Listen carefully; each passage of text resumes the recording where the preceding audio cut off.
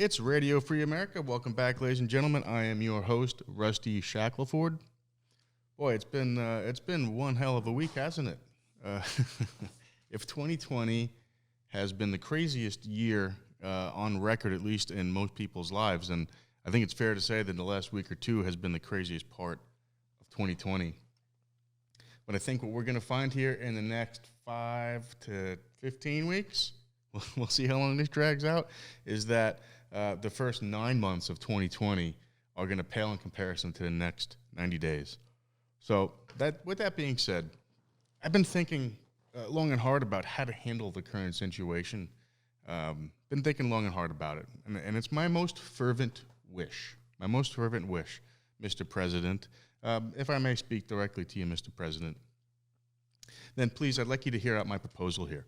I think that if you set up this tweet storm that I'm about to explain over the course of the next 3 days or so, I think that we're literally going to see an aneurysm, a simultaneous aneurysm across this country on the left that will fill hospitals more than the coronavirus ever could dream.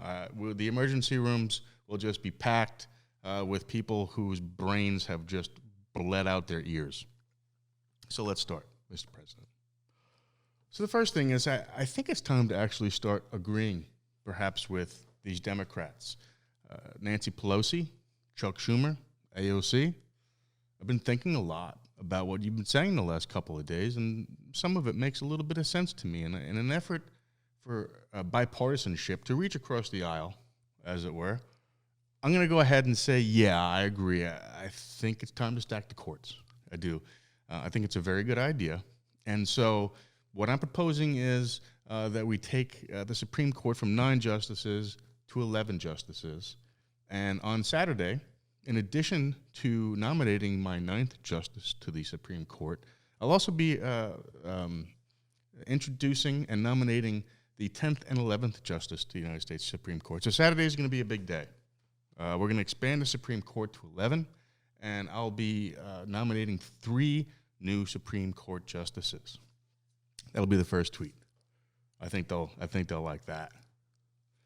And then maybe follow it up a day later, 60 minutes later, 5 seconds later. I don't know how you do it. I don't need to explain, Mr. President, how to create a tweet storm. There's no greater master on earth than you at that.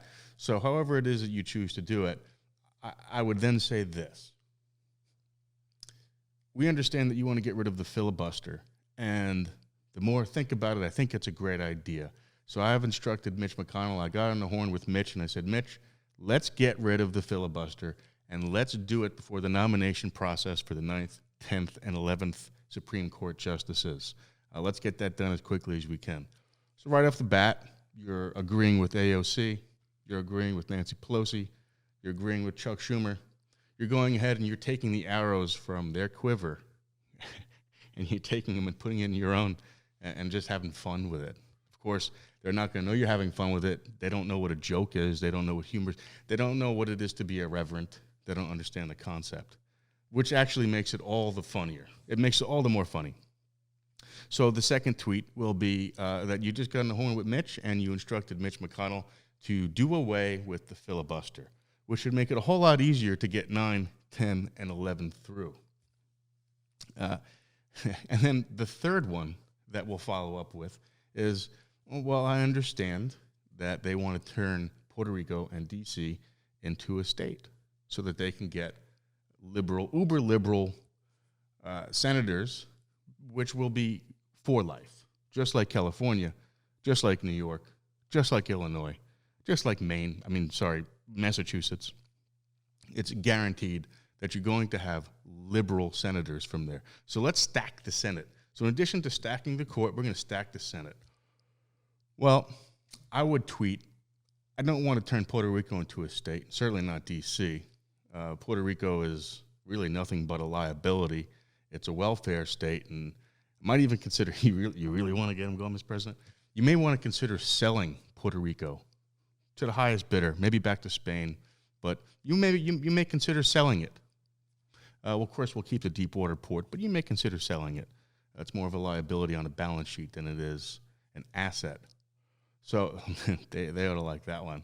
And then say, so we're not going to turn Puerto Rico into a state, and certainly not D.C., because that's the swamp in which I'm draining. But you got me to thinking. You did get me to thinking. It opened up my mind to possibilities.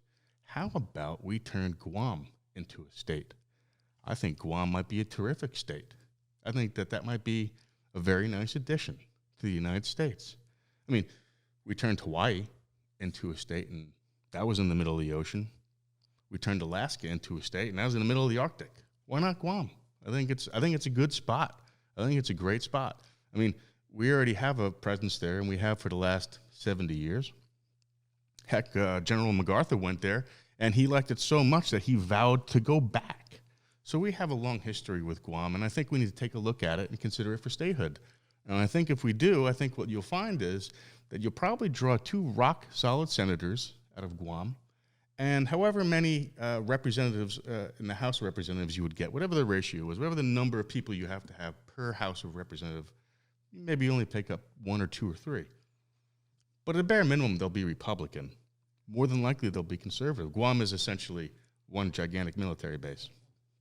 So I think if you introduce the concept of turning Guam into a state and perhaps selling Puerto Rico, that right there, in conjunction with stacking the court and getting rid of the filibuster and now stacking the Senate, I think that you will find Joe Biden has his third aneurysm and Kamala Harris gets right to the top of the ticket. Ladies and gentlemen, this is Rusty Shackelford, Radio Free America. Mr. President, please just consider this. I think that if you put these tweets out, I think that that's more fun, really, than anything that you've done, at least in the last 6 months or so. I think you really have a lot of fun with these people. And I think anyone who watches you do it will just sit back and have no choice but to roll around the ground and laugh. Mr. President, please, I think it would be great. We need Guam.